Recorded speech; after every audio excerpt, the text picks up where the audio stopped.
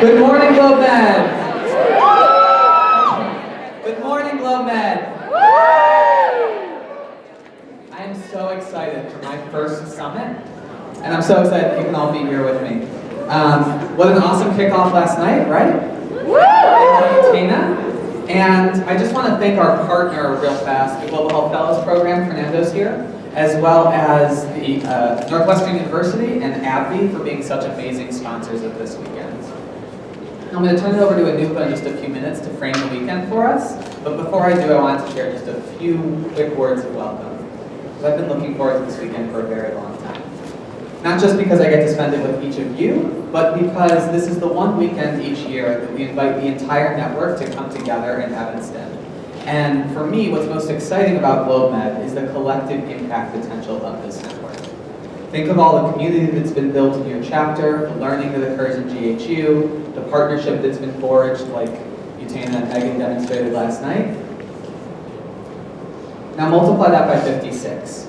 And that's just barely scratching the surface of our collective impact potential. Because we're a network, not just a band of independent chapters, but a network united in a movement towards global health equity. A network that succeeds through supporting each other.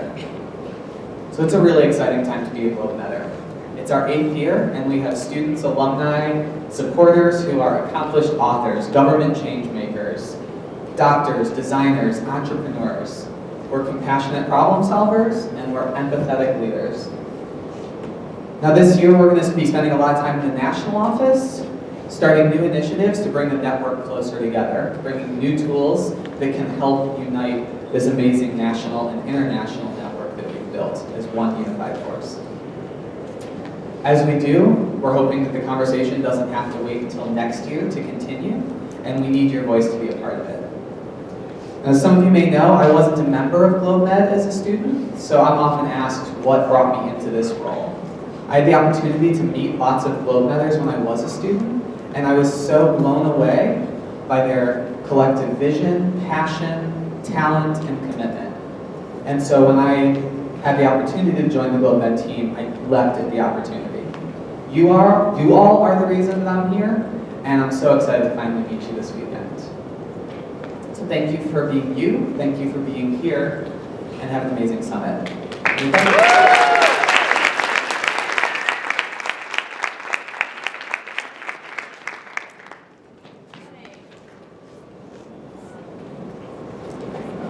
Welcome everyone. Is it good? Can everyone hear me? Yes. Yeah? Okay. So welcome everyone. Thank you so much for sharing your weekend with us, getting up early and making it out to Evanston for the summit. My name is Anupa Gawali, and I've been a program director at the national office for the last 3 years. But before that though, I was a GlobeMed student like all of you. I worked with an awesome team to found GlobeMed at the University of Rochester. Fell in love with the organization and joined the national office after graduating in 2012. So I'm here today, as Bradley mentioned, to help frame this weekend and introduce the theme, Facing Injustice, Partnering for Systemic Change, and to share a little bit about how we got to this point. So, to give you a little bit of history, as you know, in 2006, GlobeMed did not exist. Students who had later found GlobeMed were part of an organization called Global Medical Relief Program, an organization that collected medical supplies and sent them to clinics all over the world.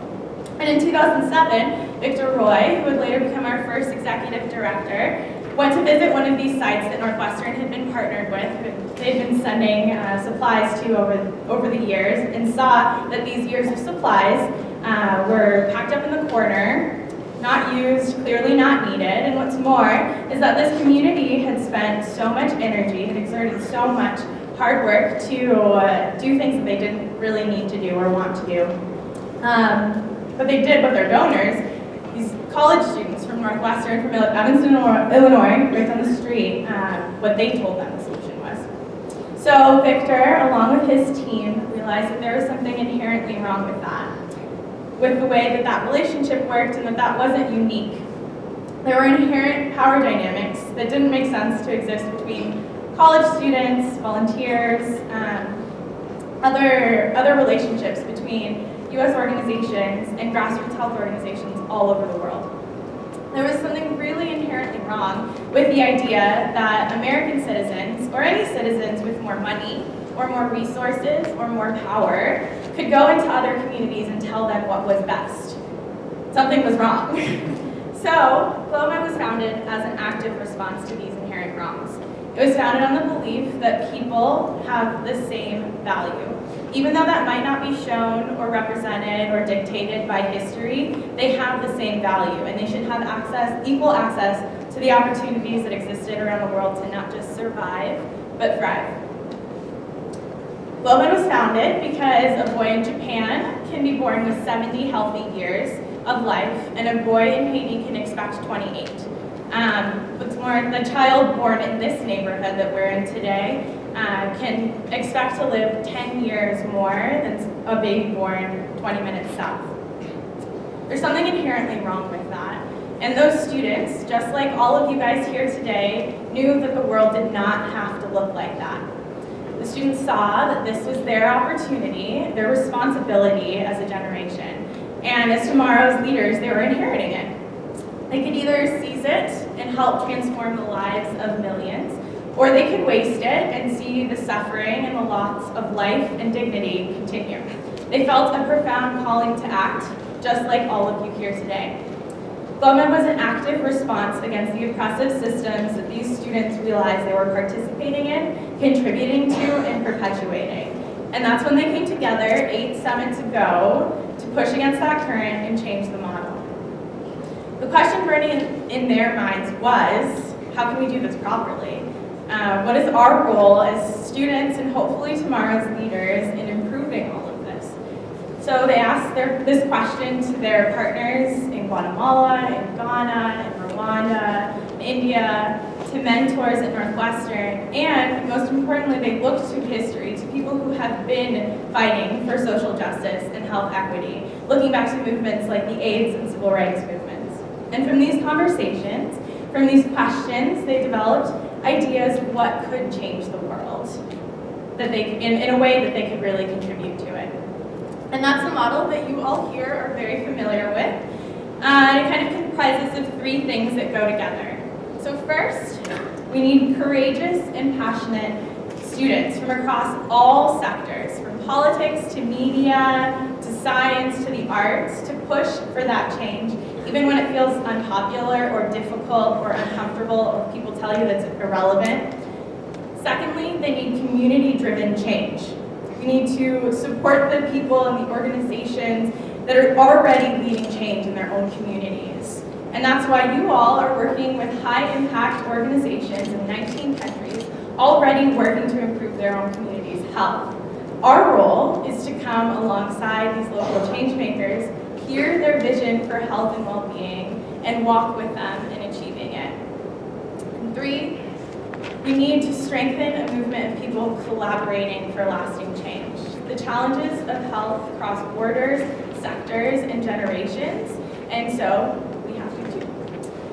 We've worked to build a collaborative global network, like Bradley was mentioning today, and through our alumni community, through online platforms, and through different regional events like the partner forums and this GlobeMed Summit, we're bringing together young leaders, partners, peer organizations, and supporters so that you all can get from challenge to solution, from idea to impact faster.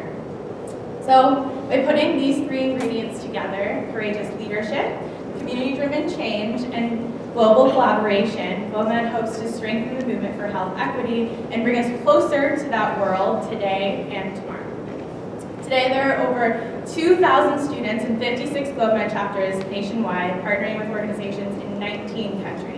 Since 2007, GlobeMed chapters have raised over $1.5 million for over 207 health projects, and there are over 3,000 young change makers going on to be leaders for global health and social justice, which is awesome.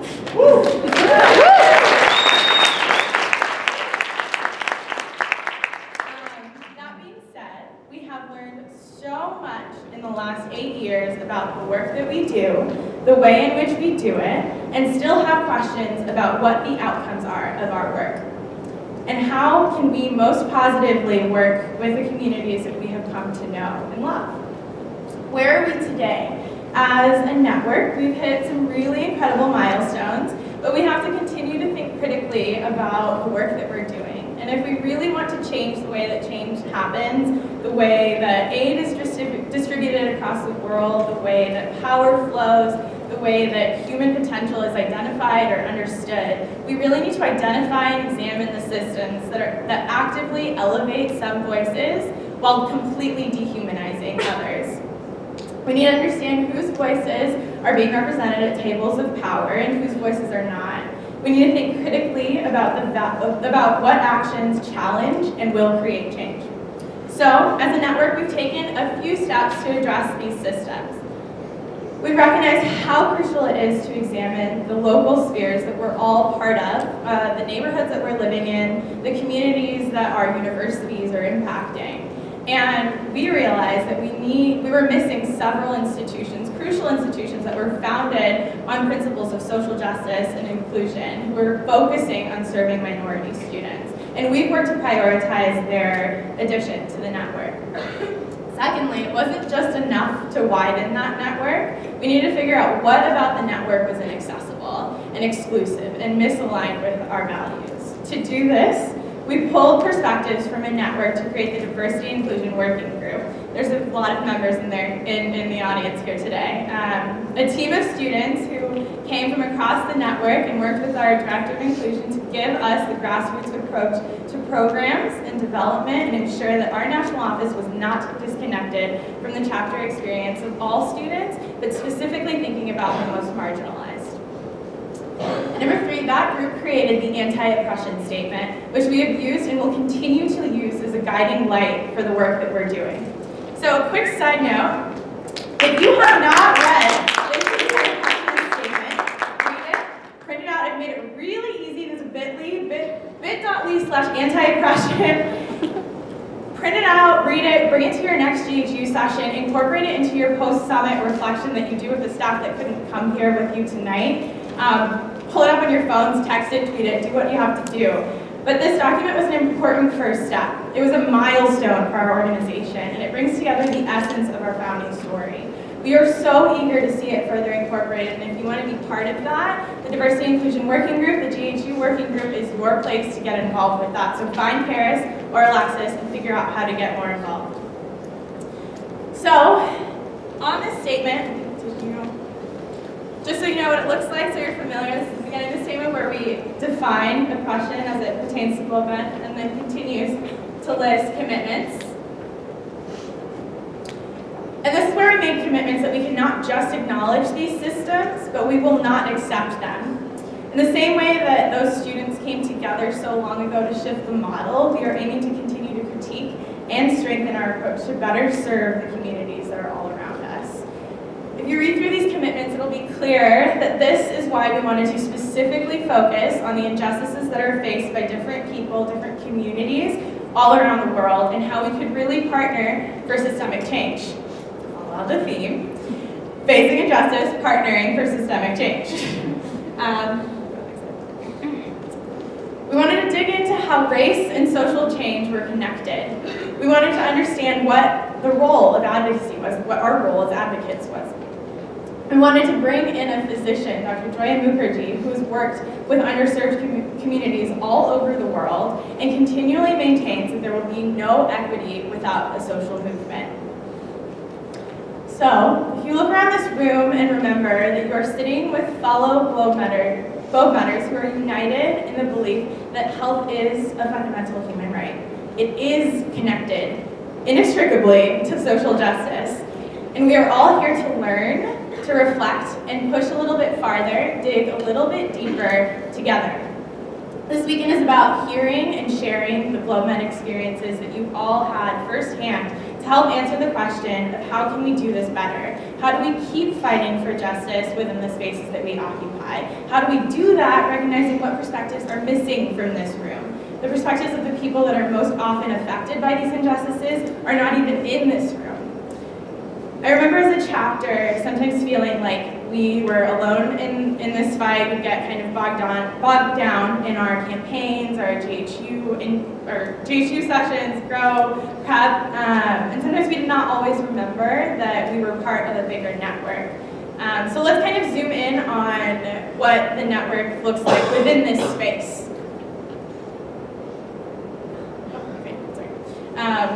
That's from the, I think, 2009 summit, the first ones. In this space, there are over 250 students who are living and breathing the organization's work today. And we're weaving that together with 20 speakers and panelists who all may not have been in a GlobeMed chapter, but they've made the decision very intentionally to continue to center the pursuit of justice as they've built their careers. And finally, we have 20 alumni who have started to take that first step in between chapter member life and GlobeMed Summit panelist life, who are offering such a valuable perspective as well. So in the same way that it was so easy for me when I was back at Rochester to forget that I was part of a larger GlobeMed network, we have to remember that this summit is our chance to remember that we are not just part of the GlobeMed network, but there are so many networks of students and community members who believe that health and social justice are linked and are working towards that. And they are also part of your network and yours to stand alongside. So I'll end it here so we can quickly get to that next panel where that conversation begins and you can start to think of those big ideas. But to close, we're going to ask you to do 3 things which you can do this weekend and also throughout your entire journey as an advocate. And they all kind of go together. But we really encourage you to realize the potential of this space, of all of these perspectives and positive spirits together. We want you to really be present and finally to truly listen with the possibility of being changed. So now it is my pleasure to introduce a coworker who I admire so much as a force for all of this change and who has recently joined our national office family but has already made such an impact on me personally and the organization. I really encourage you to meet him if you can this weekend. Our Director of Inclusion, Paris Prince.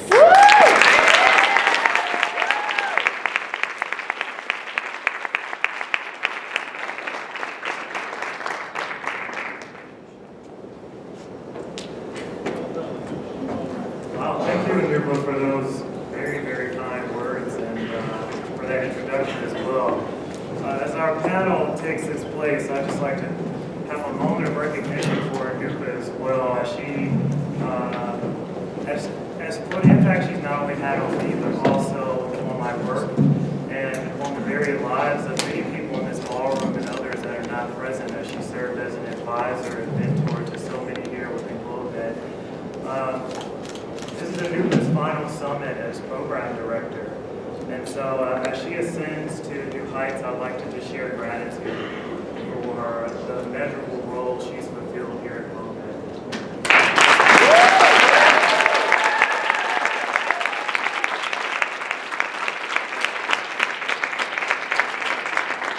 So, I'm going to introduce the panel, but I wanted to share a few words with everyone here before I turn things over. Anupa began really with looking back at GlobeMed's origin by outlining our commitment to anti-oppression and the practice of identifying and dismantling systems of power through all aspects of our work, and also why the work we are trying to do today is more important than ever. Currently, health disparities exist both on a global level and within our nation's healthcare system, where we see persistent racial, ethnic, socioeconomic disparities in medical care and also health. But today's realities demonstrate that the disproportionate perilousness of the lives of some and the health of some is nothing new. Subjugation based on the social construction of race has been developing since the 1690s, and the social context of the data that conceived it. To face injustice and challenge these systems, we must confront our ideology, to place the enormity of race as a historical social construct. racialized society we live in has been under construction for several hundred years. This racialized society allocates differential economic, political, social, and even psychological rewards to groups along perceived racial lines. Lines that are socially constructed. So what is race? Race is an idea, not a biological fact. It's important to understand that. The idea of race is a biological myth created hundreds of years ago. Through imperialist expansion, domination, and subjugation, race is an illusion with very powerful implications. GlobeNet knows challenging systems of injustice is critical in the movement for health equity. In fact, achieving health equity truly is dependent upon the eradication of systems of inequality, such as institutional racism, oppression, and white supremacy. Race is a human invention. We created it. We can challenge systems of oppression ourselves by thinking about our thinking. And that's what we intend to do today within the conversation fostered by our panel.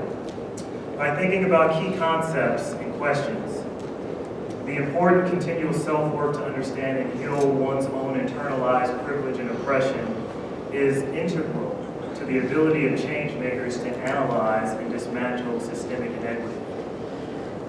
Now, systems of injustice are reducible to a singular event. Although after the shooting of Michael Brown, for example, a whole movement grew out of 4 words: hands up, don't shoot.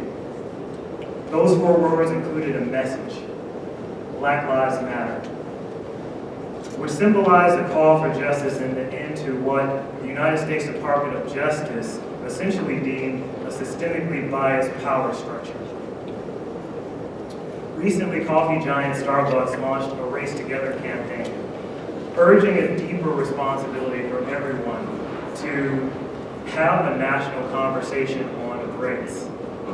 But there's been so many national conversations over decades and decades and decades, whether it's post-Katrina when Kanye West said that George Bush didn't care about black people, or after the countless shootings of unarmed black men in the streets of America. The point is, discussion is not a resolution in itself. Facing injustice requires tangible steps, such as the necessary work of interrupting institutional norms, as we all do together as GlobeNetters along with our partners. This work involves identifying and analyzing the arrangements and systems that perpetuate inequality and the oppression that occurs when economic, political, legal, and social systems take power from one group while concentrating it in another, based on factors like race, ethnicity, immigration status, religion, sexual orientation, and socioeconomic class. At this time, I'd like to turn to our moderator, who is at my left here, for the Summit Keynote panel. You can read about him and his life and accomplishments, and all I'm going to add to my introduction of him is most poignant. He's a 1940s Negro. During my time at GlobeNet, I've come to know him as one who represents the beauty and power of those Negroes from the 1940s who changed the world. Please join me in welcoming Dr. Buddy Foster.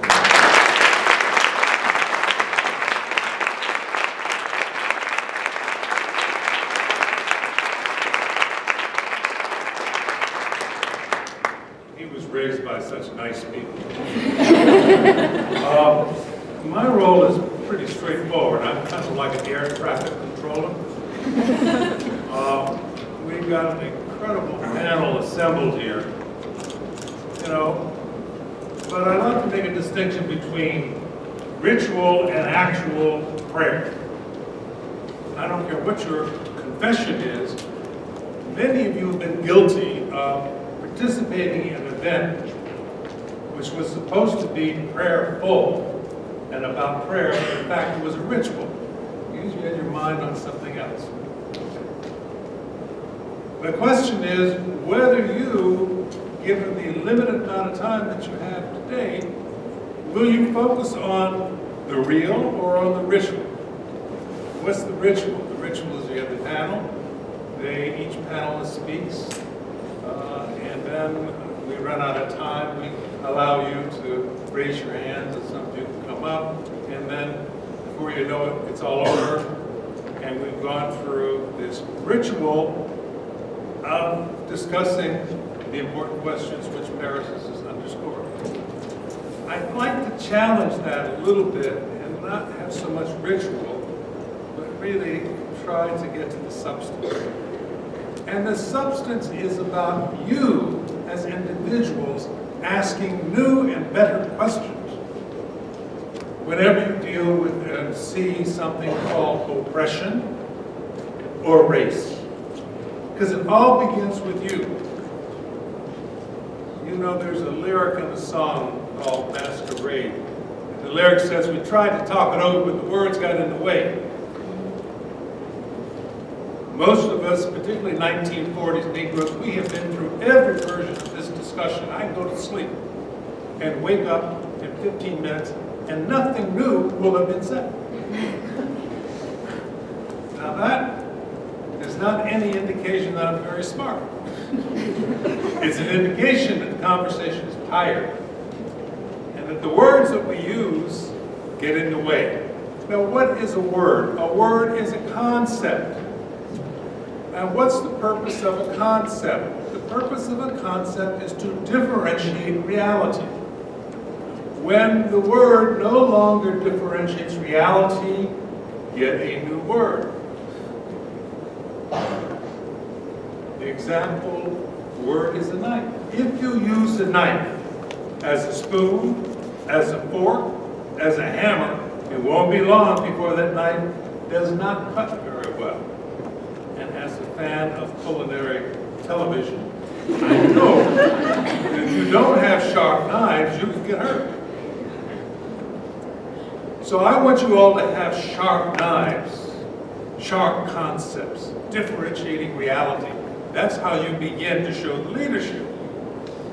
Now you show the leadership by your behavior,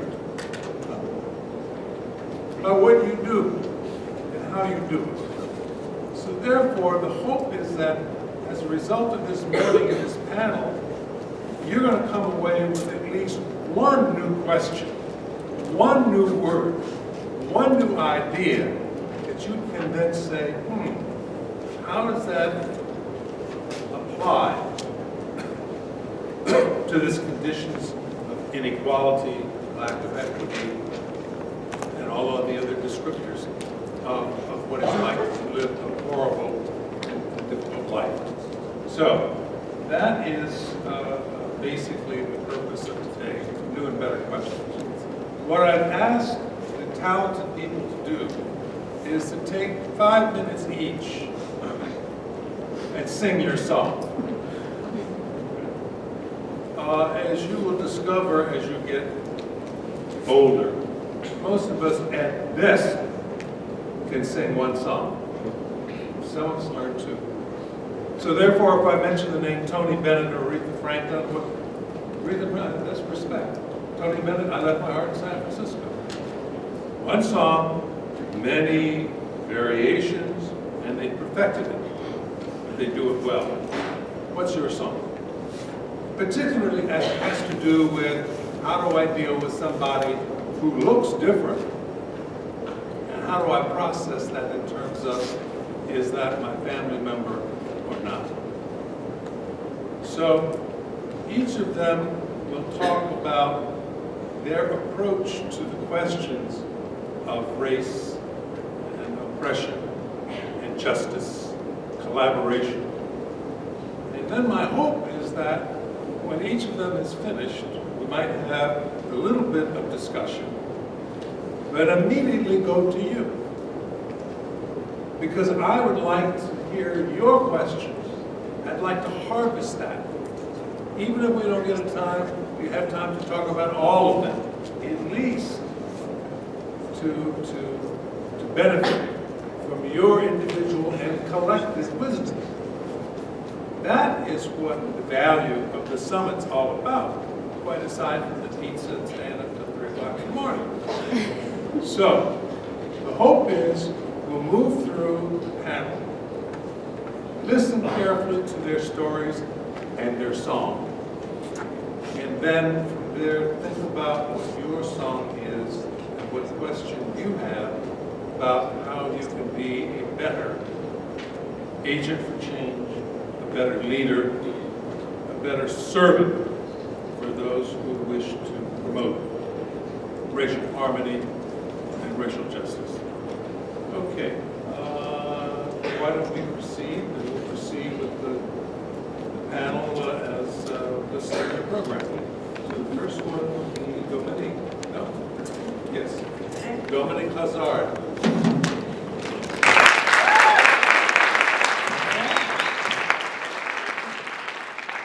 All right, hey y'all. So I'm gonna start off with a question.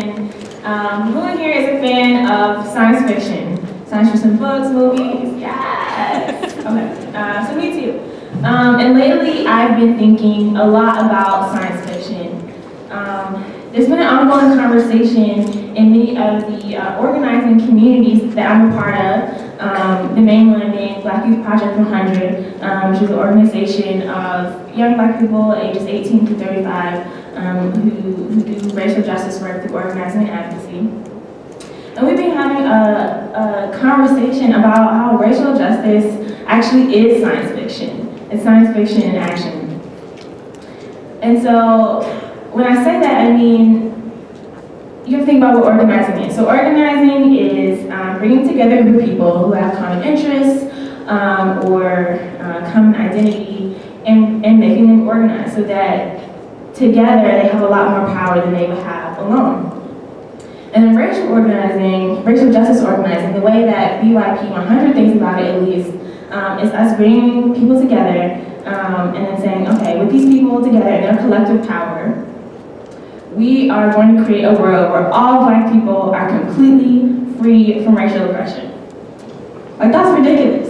You know what I'm saying? It's actually really fantastical. It's like wild talk.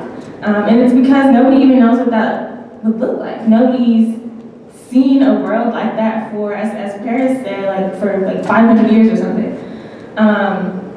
And so, to be doing that work with such a lot of fantastical vision, it's really like taking a science fiction manuscript and using it as a blueprint and saying, I'm gonna make this happen, which is on one hand, like, as I said, ridiculous, but it's also really, really powerful.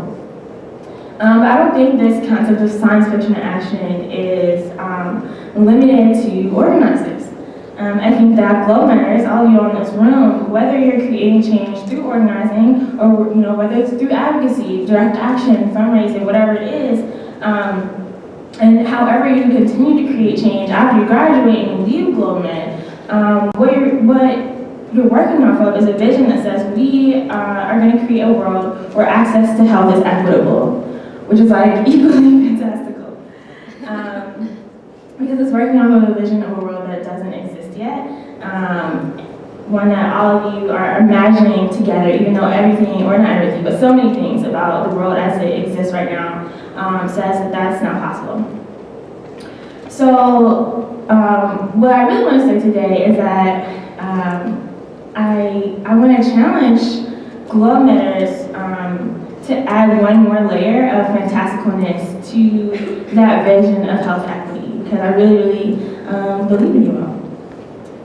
And so my challenge would be to work off of the assumption that not only is it possible for you to create a world that has health equity, but that you can do that without perpetuating systems of oppression like white supremacy, like classism, like ableism in your own communities.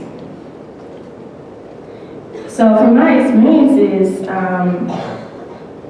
in global health and going outside of global health, in a lot of social movements, that is a wild notion. And so it can seem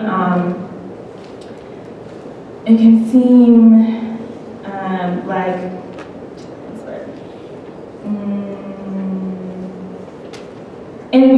That's right. Woo.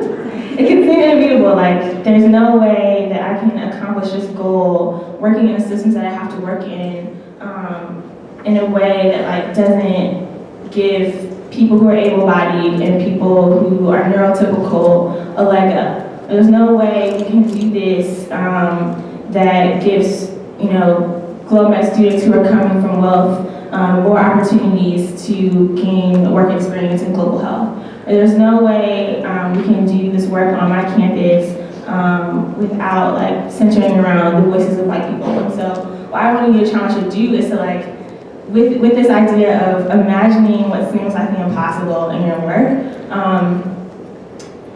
I want to challenge you to like add that layer, because I really think that if anybody in the global health sphere can do that, it's GlobeMed. And so the last thing I'll say is that I think in order to do that, it's really important to understand what is the relationship between global health work and systems of oppression, including white supremacy.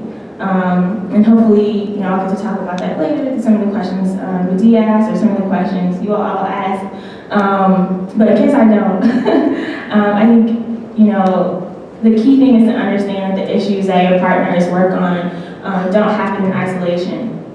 They are among, and Paris kind of talked about this, but they are among many other things part of the story of class oppression, the story of European colonialism, the story of white supremacy that has been written over the past few hundred years, and those are stories that all of us here are a part of. I mean, right now, we're sitting here in this room on like currently colonized indigenous lands. We're coming from universities, the vast majority of universities, in the United States, built and run off of endowments made from wealth created through slavery. And so it's about understanding that like, the health disparities between the United States and other developed nations and other countries don't exist by coincidence. They exist by design. It's these systems, patriarchy, white supremacy, ableism, classism, it's the systems working as they're designed to work. And racialized, class-based health disparities that exist within countries also don't exist by coincidence, they exist by design.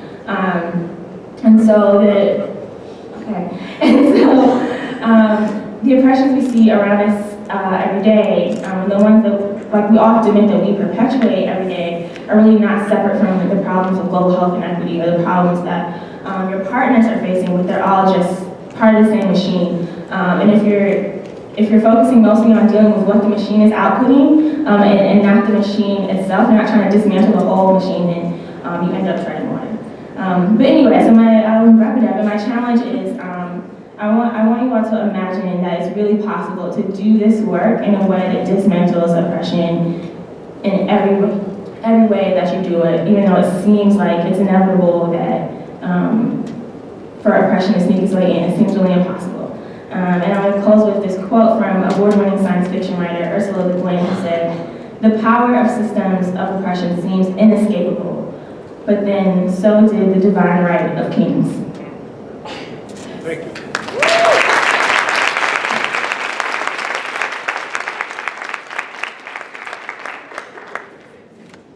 Good morning. Good morning. Good morning. Good morning. How you all feeling? Good. Feeling good? I'm feeling good too. I'm a little bit tired. I hosted a kickback last night, and it didn't end until 3 in the morning. So you all are here doing some amazing work, and just sort of a little bit further south, there are a group of people gathering as well. Insight Color of Violence conference is happening. So I hosted a kickback where a lot of queer people of color, queer black folks, all came to sort of commune with one another and celebrate and affirm our lives, right?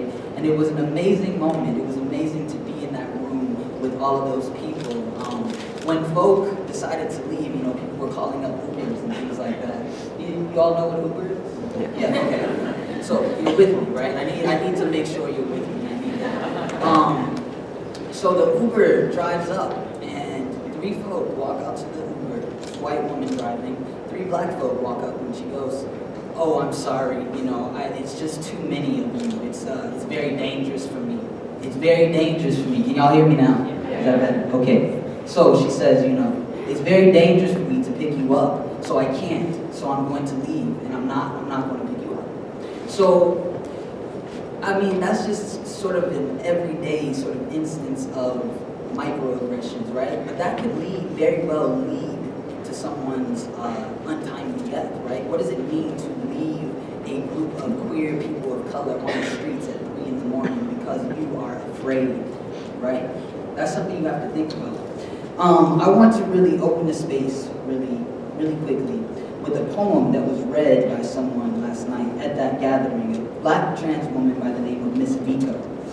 And this is a Lucille Clifton piece, who is a peer of Langston Hughes, and I'm sure you all know Langston Hughes if you do not know Lucille Clifton. So this is called Come, Won't You Celebrate With Me? Won't you celebrate with me what I have shaped into a kind of life? I had no model, born in Babylon, both non-white and woman. What did I see to be except myself? I made it up. Here on this bridge between starshine and clay, my one hand holding tight my other hand, come celebrate with me that every day something has tried to kill me and has failed.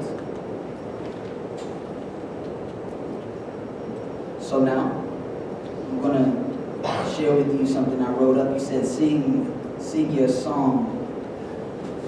I guess my song would be Unapologetically Black. Y'all know that song? It's sweet.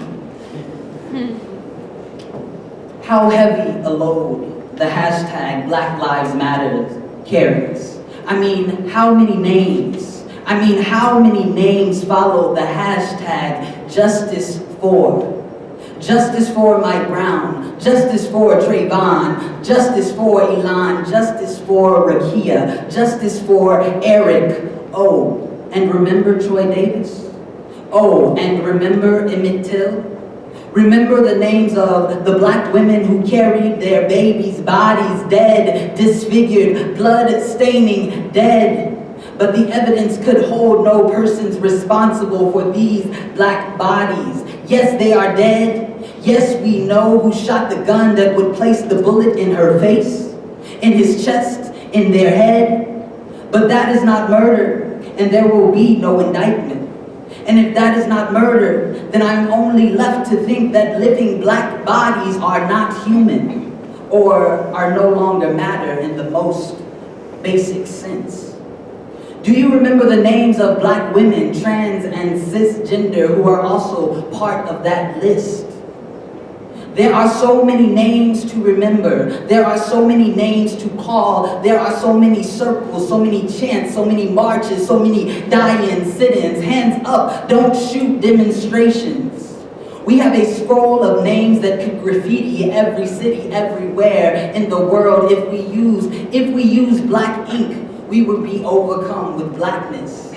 And if our names spilled on the walls of university halls and street corners and brick buildings and everywhere, if we wrote names of the people we have lost everywhere in black ink, our names spilling over like the blood of so many passed on spilling over. And what if for every name we stacked a body? And how high would that structure be? How wide would it reach? How can we account for the unaccountable? How deep is the Atlantic? As deep as it is black, as deep as it is queer. When I heard about 12-year-old Tamir Rice being shot because the officer thought his toy gun was real, they say, it looked so real. But I wonder more, is it that it looked so right? Black boy, read man, because black people don't get the privilege of being children under the current white supremacist order. Black boy with a gun, yeah, that looks right. Right, just like the black demon in every white supremacist dream/nightmare. And I am angry at myself because the first thing I thought was, why didn't anyone tell this baby that he was black boy? And black boys can't go around playing with guns that look real or fake. I was victim blaming. I think about Akai, just walking down the stairwell in his Brooklyn apartment, and how all he was doing was walking, and the cops saw him and got scared, and that was the end of his life. And all he was doing was walking. I think about that one time when I was hiking in Malibu and a white woman saw me and she screamed so loud. I stood there, still. She jumped and flailed, and I stood there waiting for her to stop tripping. Once she did, she said, "I'm sorry.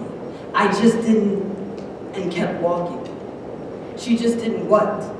Know that I wasn't there to rape her, to kill her, to threaten her?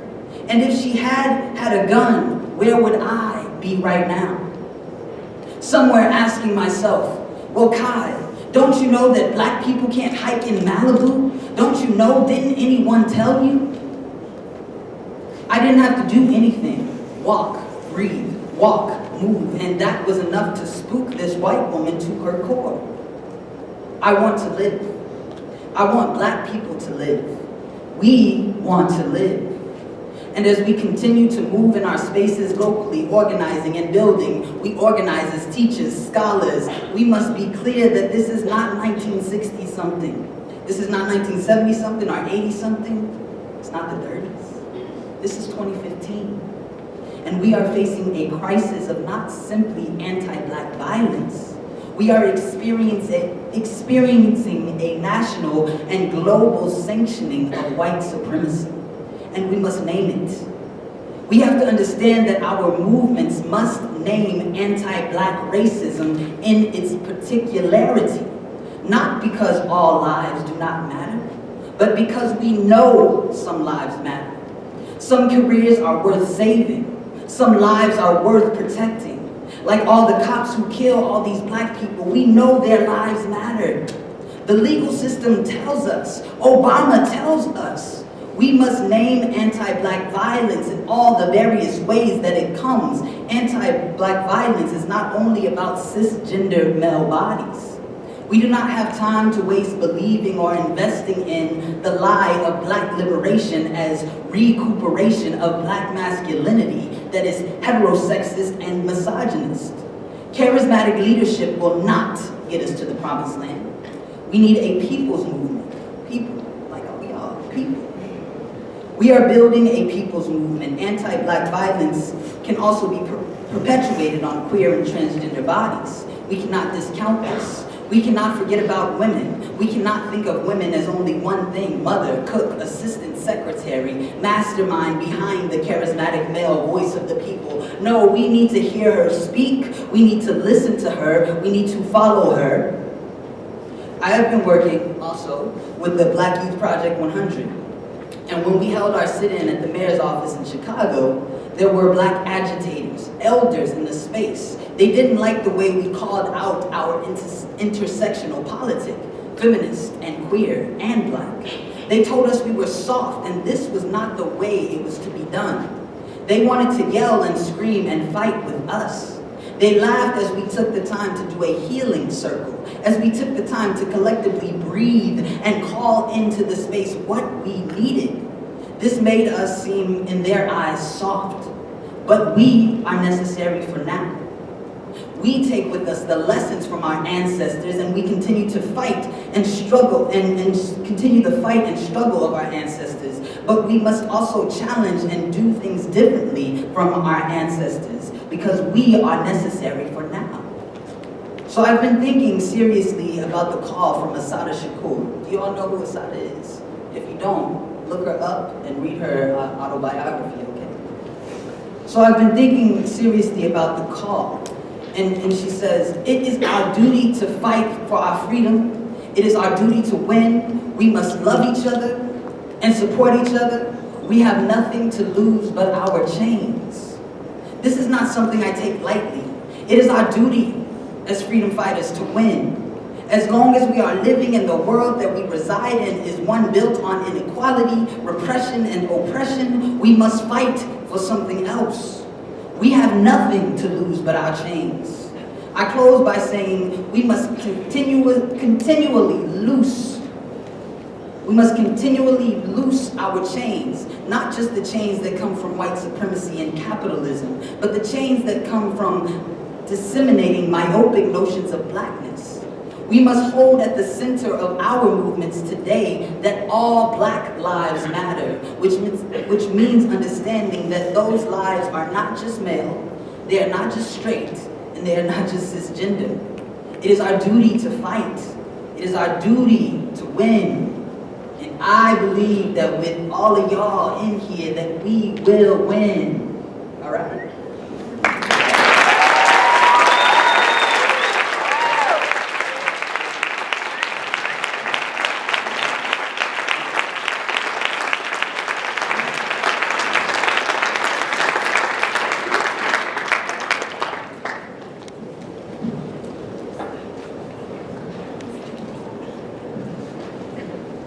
Nikki, ¿me puedes oír ahí atrás? Hello. Hello, everybody. ¿Cómo están? Bien. ¿Todos hablan español? Sí.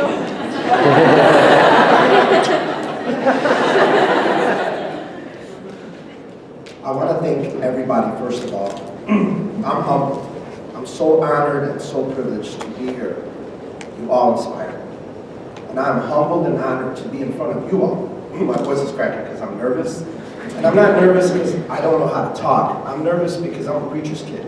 My name is Ismael. I am the son of Ismael and Maria Reyna. That is what I identify as. And I'm nervous because of the message that I want to give. There's so much to say, so much to do. Let me start my timer. That I had 5 to 7 minutes, but I noticed that the last person took 11, so it's on. And everywhere else. Well, my name is Ismael Reyna Jr., and I'm a global citizen, and I am public health. I want to thank Dr. Fuentes, Paris, and Ross to make the difficult decision of letting me come up here and talk to you. And with your permission, con su permiso, I will talk to you real straight up. Right? I think that it is a privilege to be here in front of you all because, I'm a starving academic. I finished my master's in public health in 2014. And I'm going to tell you a little bit about, my pedigree. Not like the dog food, but sometimes I do feel like a dog. Grind. I'm from the north side of Chicago. Any north siders up here? South side. North side, so north side. Plain Tech, all the way. I'm a Cub fan, I'm a Sox fan, I'm an everything Chicago fan, so don't you come up here and try to be all divisive talking to me about my team, because we support everything in Chicago, otherwise you could leave. Let's see, I'm going to tell you a little bit about myself, and I don't want you to get the impression that a lot of people do that I'm going to be braggadocious. I'm going to share my story with you, and I'm going to share my song with you, because I think that I've been inspired by people like Nikki Zoller back, who served on the board with me, well, I served with her, inspiration to me, Dr. Fuentes, and they told me all about their life, and it inspired me at those moments of an hour and a half sleep every day for 15 weeks with 9 part-time jobs as a graduate student, working and serving 400, 4,500 hours of volunteer service, and doing this and that and everything, and just hustling and bustling, just watching myself deteriorate while I try to throw my 2 cents in as a citizen, trying to stop the disparities that exist in our society, in our community, thinking globally, but acting locally, regionally, or internationally, wherever it may be, and not being paid for it, and not complaining about it, but just doing it.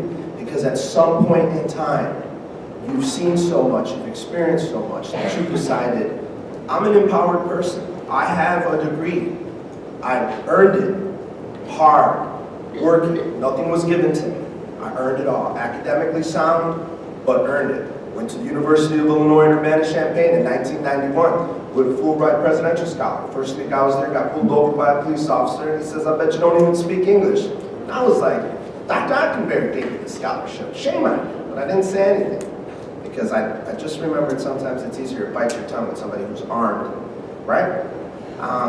And then, I didn't finish my degree there. I left. I succumbed to all that stuff. I was one of just a couple of hundred minorities, and predominantly black minority, and then, there was a little separation, you're not black, you're Latino, or you're Hispanic. And I was like, man, I got all that bullshit in Mexico.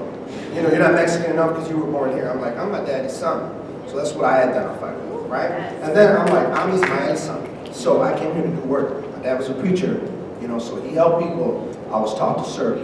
I'm a servant first, I'm an advocate second, and I'm a lion if you play with me. Right? So I went out to the working world, and I was $1 million producer for every company I ever worked for, so I know what it's like to make other people money. But I'm poor, and I'm okay with it, right? It teaches me to be humble. And then I came back to school, and I lost my job in 2008, and I went to Governor State and Chicago State. Chicago State, which is always on the news, by the way, for good reasons. It's a great school. So I went there, and they took me by the hand. They sat me down and said, what do you want to do? I said, I want to pursue medicine. But I was told I wasn't good enough and I wasn't smart enough, right? You're Latino, you'll never make it. You're older, you're a non-traditional student, you're not going to make it. It's going to be hard for you. And I said, I don't think so. I'm going to work real hard. So I did. Graduated at the top of my class. That big trophy that everybody thinks is a bowling trophy is the President's Cup. It's an outstanding achievement for community service, and graduated magna cum laude, right? With 2 full-time jobs and lots of problems like everybody else, right? Slept about an hour and a half every day for 15 weeks, focused on microbiology, did studies on aquaponics. We have a great aquaponics center over there. Learned what protein depletion and how it affects Africa is, was on the phone with World Health Organization and CDC, did an infectious disease control pilot program to get people interested in microbiology because I'm a nerd. And then I missed the window to apply to medical school because my dad had gotten diagnosed with cancer. And so he survived, by the way, thank you. And this kind of was that driving point. It was a game changer for me. So here I am, my last year. Go back a couple of seconds. My last year finishing my bachelor's, and I got the phone call while I was in biochem. And my sister, 30-year veteran of nursing, says, Daddy just had 2 heart attacks. And I said, is he gonna make it, or is he not gonna make it? And she said, I don't know. In my family, we don't mince words. And that wasn't good enough. Drove down to South Carolina, and then, you know, saw my dad. My dad almost died from error that non-Latino culturally incompetent doctor didn't even read the chart, was about to give my dad a lethal dose of cancer drugs. In that moment, I stepped up to the plate and said, I'm going to do this the right way, all the way, with everybody's blessing. And so I became an advocate for my dad's treatment first, and then that wound up going into the community, because I just felt we need to stop needless death. I was allowed to go into a Master's in Public Health program under the direction of a former Illinois Department of Public Health director, and he charged me, like I will charge you, to stop needless death. Every day, millions of people around the world die, and several thousand die here too. And where's the fingerprint? Where's the footprint? You can stop it. The cure for it is education. So I did that. I finished my master's in 2014, but before I did, I went through a couple of other things, obstacles. At a PBI, predominantly black serving institution, with a cohort of 5 doctors, 1 Navy SEAL, and I was the only Latino. And so most of the discussions were centered around blacks, African Americans. But I go to these Asian hepatitis conferences, and they tell us how Latinos were, you know, at risk, at a higher risk of dying needlessly for this. So I stuck my foot into a political race, and I ran for trustee. It's the only elected position at Chicago State. Everybody else is appointed by governor. And I had to run twice, because the first time, the students did not adhere to the rules, so they disqualified the only person that did, and everything was done, and I had to do it again. Now, if you've never ran for office, imagine 2 days of shaking 3,000 people's hands and passing out flyers saying the same thing over and over again and meaning it. And all I said was, I want to help you. I want to help more minorities get into graduate school, because once you get into higher tiers of education, then you're going to be at a higher tax bracket, then your children are going to be better off, and then the mom's going to be, you know, educated, babies are going to be educated, because this is what we do in public health, and then we're going to have a better outcome, a better positive outcome in our community. Because if I can get you educated, then your voice can be heard a little bit better, right? Because now you start learning how to focus and how to get more stuff done. But people do respect that piece of paper. So that was my mission. At Chicago State, on the board, I defended a cyberbullying policy, because those people that you hear about in the newspaper, and I'll say it because I don't mince my words, Those people were attacking students. Those professors that hated the administration crossed the line. And so I went to the administration as a trustee. I learned what power was of the paper, right? Even though everybody didn't want me to do it, some people administratively wanted me not to say anything. I said, I gotta stick up for what's right, because it's right. So I wrote it down, we created a cyberbullying policy, and we started to adopt a Hispanic serving institution policy, because Latinos deserve a chance too. Everybody deserves a chance. It's a diversification, right? You pay taxes, you live here, you should go to school, right? It's the way that you can help your community, the best way. So I did that. I marched with Congressman Gutierrez, and we got other advocacy done for immigrant rights. I'm a big advocate for everybody having a good, disease-free life and being able to self-actualize by reaching as high of an education as you can humanly possibly get, right? This is what it's all about. I'm preaching to the choir, but this is what the message that I want you to get. You know, if there's one person in this world that is suffering from anything, you need to stop it, you know? And you need to do it every day, and you need to put that school and that education to practice. Try to develop policies, advocate, talk straight up to people. You know, if we can stop people from dying, our society gets better. More people today are living with disease because of advanced treatment. In 2050, the Latinos will be the largest minority, majority, ethnic group in the United States. But there's a problem. Low levels of educational attainment, right? All this problem with immigration, that not only affects Latinos, but I'm just gonna give you what my research did. But we will be heavily disease burdened, they'll be dying, and then guys like me that have to make the decision that I have a sick family member at home, do I finish my master's and go on to medical school, or do I do what I have to do, which is find jobs, pay my rent, pay the bills, and take care of my mom and my dad, which is a privilege also. But then I don't obtain my education, and then I succumb to something like John Henryism, because I'll work 2 or 3 jobs to pay the bills, and then I die, and then all of my kids have liabilities that they have to pay for. They're mine, and it's a terrible cycle. So I challenge you today. I hope that what you take around here from me is that I'm your advocate, and when you have those tough moments and you think, man, I want to quit, I've been there, but don't quit, because there's a lot of work that you have to do. Stick to it, stick to it. You may not get paid for it, but there's a whole lot of internal payment that you get, emotional equity, all right? And just for shiggles, my song is This Little Light of Mine.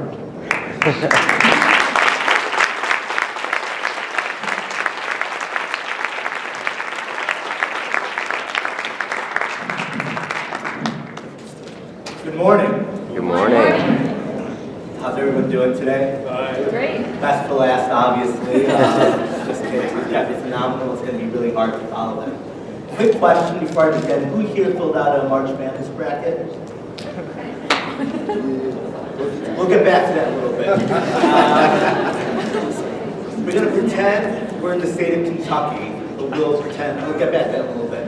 So, my name is Sufyan. I'm the Deputy Director of the Chicago Office of the Council on American Islamic Relations.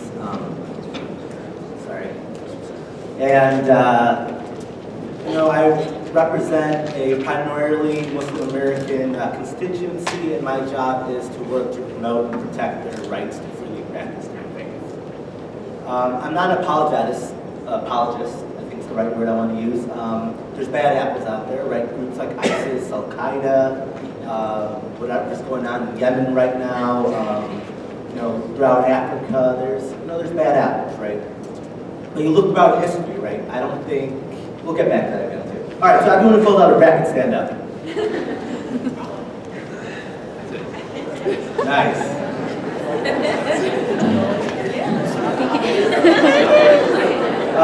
Everyone who picked Kentucky to win, remember we're in the state of Kentucky right now. Whoever picked Kentucky to win, sit down.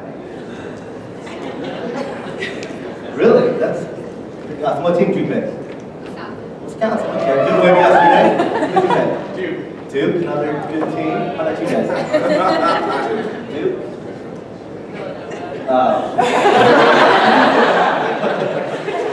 If your team's no longer in the championship before you can sit down as well. All right, so you four. We have, so no, you didn't pick Louisville. Did you know what team? Notre Dame. Perfect, another great team. All right, so I hate you. I despise you. I think you suck in every absolute way. Clearly, you guys aren't athletes and aren't on the team. If I'm wrong, please forgive me. But you can pick Kentucky, but for some reason, you're associating with teams that I hate. You don't play for them. You may like their colors, you may go to their schools, you may like the mascot or the cheerleaders. But I hate you. Thank you. Yes. That's the problem that the Muslim American community is facing right now, right? We have organizations like ISIS and Al-Qaeda who are, raise your hand if you think senseless violence against women and children is a good thing. Good answer. So you have organizations like ISIS and Al-Qaeda, and I keep repeating ISIS because just yesterday, I don't know if you guys watched the news, there was 2 guys who were arrested. One was arrested at Midway. One was arrested in his home in Aurora because the guy who wanted to go at Midway wanted to join ISIS. His cousin in Aurora was arrested because he was going to borrow his cousin, who was an Illinois guard, and blow up a military facility or attack a military facility. 2 months ago, we had a kid, 18-year-old kid with his 2 younger siblings caught at O'Hare Airport trying to join ISIS. What the F's going on here, right? Like, why do these individuals think it's okay to participate in senseless violence? Why do they think it's okay to, manipulate our youth and our young to bring them over there? How many of you guys are, if you associate being white, stand up? Sorry, I like getting people. If you think apartheid is good, stay standing up. Great. How many of you are non-Jewish? Stand up. How many of you think the killing of millions of Jews during the Holocaust, World War II, was a good thing? Stay standing up. I don't think I worded that correctly. And that's the problem. So every day my organization is like, late last night I got a phone call from ABC News. Do you want to comment on these 2 guys joining ISIS? And I said off the record, do you comment every time a white person commits a crime? No. Why do I have to apologize every single time there's someone who does something wrong? Absolutely.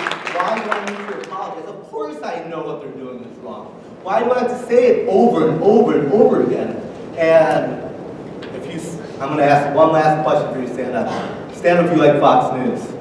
All right. I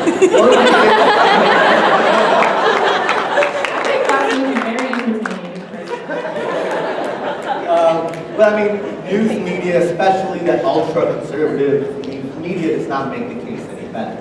And it's an uphill battle, one we're fighting every day, not only outside representing the Muslim Americans, Arab Americans, the South Asian community, to normalize their vision and say, hey, we all came for the same reason you did: education, money, opportunities, freedom, away from oppression. But outside of that, we were having a conversation earlier. I was brought up not to see color. I grew up primarily whitewashed, very white communities in the suburban Chicago, and then I went to school down in Louisiana, and where I was probably a handful of Indians, let alone Muslims, who attended the school. And it wasn't until I came back to Chicago land and started volunteering at my local mosque that I started seeing problems. And it wasn't from, this was after 9/11, I don't want to age myself, but it was shortly after 9/11, and I was volunteering as a teacher at my mosque, and I realized the problems weren't as much from outside the communities as they were within. What I was seeing was huge divides along ages, along sexes, along different sects of faith. We have Sunnis and Shias, and we can go into that at a later time if you want to go into historical context between those. But even within the mosque, the prayer center, where everyone's here to worship, the same God, hopefully, is, women were told and shunned to go down in the basement. You belong to pray there. And, we had a lot of converts who would come and they were treated as outsiders, right? And as a place of worship, you would think it would be more welcoming. So I'm going to cut short there before so we can continue the discussion as a group. But I do want to charge you that, we're all global citizens. We all came here today, and I applaud you for it because we want to make a difference in the world that we live in. But we must start what's close to us. We must start within our communities. We must start within ourselves. That's the only way real change is going to happen. Thank you.